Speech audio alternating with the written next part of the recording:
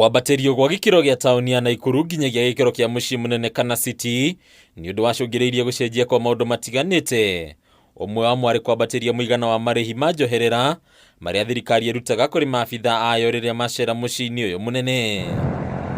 Ona thengia tauni ya Naivasha gukorwo iri kaunti-ini ya Nakuru, marihi ma njoherera riria mundu aracera guku mationgereirwo riu aruti wira thirikari magicagura guthie Nakuru handu ha Naivasha. President Julia ametoka alikuwa amesema atabadilisha Naivasha iwe business hub ya conference. Na tukatoka na hii lobby tukakuja tukanunua mashamba hapa, tukajenga mahoteli. Sasa hizi mahoteli for now we are almost closing down.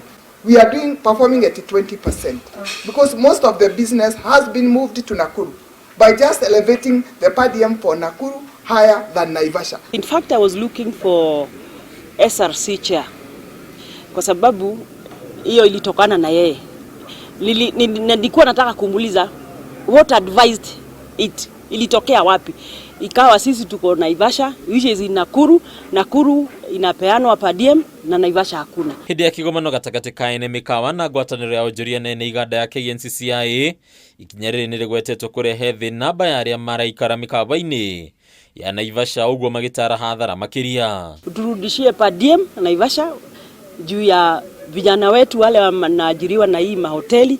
Kwa hivyo hiyo ni kitu ambaye nimeshika hata chair lady wao ambaye ni rehab. The president said that he want to create employments for youths. Most of our youths work in these hotels, and the others working in the farms there to bring food to these hotels. So killing these hotels means killing opportunities and jobs for our youths. Maneno ya kufungia ka town within a radius of 3 kilometers that ndio ina benefit from per diem, that is not fair for us in Naivasha. Nakuru haina capacity ya conferencing. Naivasha we can do 10,000 people per day because all this is zote tukishikanishwa we have a capacity of 10,000 people on a daily basis. Today we are not even doing 1,000. Onayo mieke ya mawira makiria kuri aikari kagwetwo gukorwo hatika-ini undu uyu ngiaga kurorwo wega. Naivasha has more than 10,000 available rooms per day, which means we have the capacity that it requires if conferences, for conferences, especially big conferences, bigger than Nakuru. You know, Naivasha, we have the special economic zone coming up. We have the inland container depot. All these bring in a lot of business and a lot of visitors and opportunities.